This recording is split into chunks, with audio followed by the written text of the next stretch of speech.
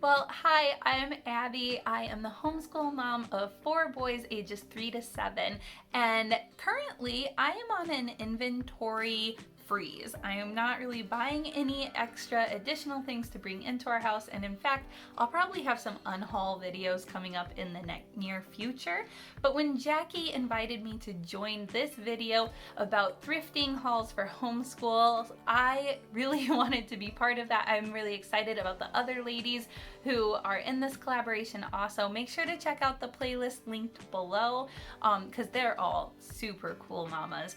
And so instead of like going thrifting, I'm actually just going to be sharing some tips on things that I always keep my eyes open for when I am thrifting, along with some of the items I have thrifted over the past year to use in our homeschooling. So thanks for watching, and let's get started. We're a family of 6 that enjoys learning about new cultures, homeschooling, and sharing the love of Christ with others. Make sure to subscribe to follow along, and welcome to the Bear Hill family. As soon as I get into a thrift store, I like to go straight to the games and the books. And so I'm going to start with games for you that we are using in our homeschool. And actually, let's start with this one. It's going to make a lot of noise. I'll just wait for it to stop. This is a maze ball, and my kids love this, and it's such a great hands-on, and it really helps them to work on their dexterity as they tip it and try to get this ball to go through all these different parts here. And actually, this is one of my tips when it comes to thrifting for homeschooling too, is I didn't actually buy this one. One of my friends bought it for me, but we kind of have like a running list with each other. Like, these are the things I'm looking for if you see them. And this was one that her family has really enjoyed. They have 2 maze balls at their house. And when she saw this, she knew I was interested in it and she picked it up for me.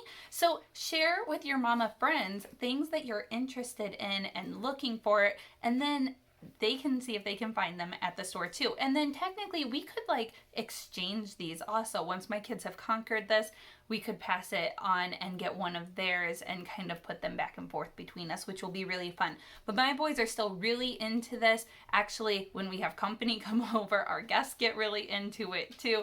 It's just a really fun thing. But so there you go. There's the ball, and you got to try to get it. You got to start. There's the starting point. And then it goes through all these different parts, and you have to get it on there. So, maze ball. It's a really fun one. It also keeps your kids really quiet and focused and concentrated. Love it. Now, I have seen these at multiple consignment and thrift stores, and this is the game Spot It. And this is a great one. A lot of these things that I'm showing you, we put in our like morning basket of busy time activities. And so what you do is you have 2 cards, and the first one to spot what is the same on each card gets that card. So for this one, it's red balloon. And so I would get one of those cards, and then there's the next one, and this is really hard to do. I don't know what's the same on that one, but it gets the kids' minds awake and alert and thinking. So Spot It is a really fun one. I'm going to link all of these down in my description box also. Really, you should wait and find them at a thrift store. But if you just think that it's the greatest thing ever and you want it right away, you can get it from our Amazon affiliate link down below. Math wrap-ups are a really great way for your kids to practice math. And I'm really glad that I got these from a thrift store actually instead of paying full price, because I think it's kind of worn off with my kids on how cool it is. I also recommend it for the older kids because the dexterity with holding them in place can be a little more complicated. But so this is +1, and so we start, and it's, let's see, we'll start with 6, and then 6 + 1 = 7, and 10 + 1 = 11. And then they have them for multiplication and division also. So these are just another way for your kids to kind of sit down and practice math with busy hands. We have the multiplication one. We have the other ones also, but just a fun way to practice them. And I feel like I've seen these more than once at thrift stores too. They're a really good way to practice, but I don't think kids really stick with them very long, so I think they often get put in thrift stores or even on like a swap shop online maybe that you could pick them up there.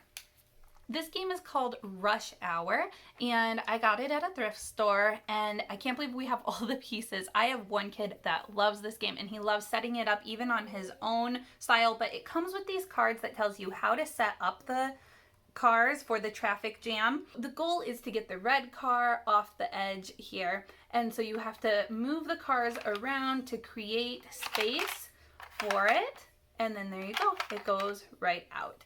And so this has been a really fun game in our house. Our kids really enjoy it, and it's just helping with those critical thinking skills. Something I enjoy purchasing from thrift stores is puzzles, because puzzles also tend to lose interest after doing them a couple of times. So to be able to pick them up cheap at a thrift store and then pass them along after a while is great too. This was a big floor puzzle of the United States that I was able to pick up for just a couple of dollars. We've done it a couple of times. I'm going to save it to do again in the upcoming year, and then we'll probably pass it on also. When it comes to books and looking through all those gigantic shelves of books that are all crammed together, I have come up with a system of things that I'm specifically looking for on the spine to make it go a little bit easier. One of those things is for the Who Was, What Was books, the Who HQ books. And as you can see, they have like these lines on the side of them that divide a color on top and bottom.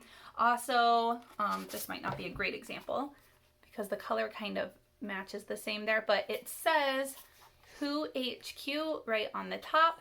And so those are what I'm looking for. I love these books. I think they're so great. I picked up a couple this year. I got What Was the Berlin Wall, What Was the Hindenburg, and Who Was Milton Hershey. This book is great. I will have a description of it in my shorts. If you go to my channel, on the very bottom, you'll find a playlist of shorts, and those are all books that are a minute or less reviews from our family on what we thought about different books. So I'll have one on there about that one because we loved this one in our family. But the Who Was books, it's a great way to get them at a good price. I was so excited when I found the next book. It's Robinson Crusoe Reader from Liberty Press, Christian Liberty Press. I read this book when I was a little girl, and I just remember really liking it. So I am so excited for my kids to read this book. I know they're really going to like it, especially after reading The Wild Robot, about a robot who is on an island and has to figure out how to survive there. They really enjoyed that story, and so I think they're going to be really impressed when it comes to the story of a person who is on an island and has to learn to survive there also. I really like this book, so this was a great find from my past to pass on to my kids. Chantel from Intentional Homeschooling introduced me to free verse writing, and actually Bully on the Bus was probably my first entrance into free verse writing, but I really enjoy it and the emotions and the ways that it's written, and my son really liked it too. So when I found this book, Love That Dog, I was really excited to pick it up. I could tell it's free verse because it's written in short lines, which the little boy actually makes fun of in this book, but it's about a little boy who doesn't want to write a poem, and his teacher has him learning poetry and keeps encouraging him to write poetry, and he's like, no, it's for girls, and I don't understand, and why, and so I think this one will be a really fun one to go over when we're learning about poetry, so I snagged it for in the future. I think it might be, my oldest is 7, I think it might be a little bit above him right now in some of it, but this will be a good addition for a future poetry class. If you've never heard of Fun Schooling, I recommend looking up some of their books. This one is Math and Mysteries and Practical Problems with Minecraft, and it's just got some fun activity ideas for kids to do that are math and Minecraft. So I know that my kid will be really excited about this. I bet his dad will be excited to do some of these activities with him. It was just $1, so it was a really easy decision to just pick this one up. Now, another thing I always look for on the spines is this color tone here, the blue, yellow, blue, and the hot air balloon. These are Usborne books, and to buy them from Usborne can be kind of pricey, but I really love the things that they have. I think that they have great educational resources for those hands-on, lifting the flaps, and the way that things are kind of grouped in different areas on the page for learning, I think are super great. So this one was Lift the Flap Grammar and Punctuation. I picked it up at a thrift store, and it's got the lift the flaps for adjectives and some ideas there. And so I've really been enjoying this one while we've been learning grammar, and it's just been a really fun one too. But that's my tip, is just to be looking for that hot air balloon, because those are usually really interesting books for education. My last thing that I always look for is the Jesus Storybook Bible. I have purchased this like every time I see it at a thrift store, and pretty much everyone I know that has a kid has this Bible. I purchase it brand new when I'm going to a baby shower, but other times I just like to have it on hand. I pass it out to girls in my Awana group that need a Bible, or I've actually passed it out to adults before too, when they're like, I've never read the Bible, I don't know all these stories that are being referenced in church. I give them this one for a quick read, easy understanding, because it always pulls Jesus back into how this story matters in the Jesus storyline. And so I really enjoy and recommend picking this one up for yourself, and then everyone else you know as well. And yeah, their Bibles in general are at thrift stores a lot, and I just hate the idea of them getting thrown away, and so I love the idea of being able to pass them on picking them up also. So the Jesus Storybook Bible. All right, guys, that's all I have for you today. Those were some of my favorite thrift finds this year, and I hope that it helped you to be able to plan your thrifting journey so that things go a little bit quicker and you know what you're looking for, and then also just encourage you with things that you can use and utilize in your homeschool. Thanks so much to Jackie and the others for letting me join this collaboration. Hope I see you again. Make sure to subscribe, comment down below. Do you have any of these items? What stood out to you? I'd love to know, and just say hi. I love being part of this community, so it's super fun. Thanks again, guys, and we'll see you next time.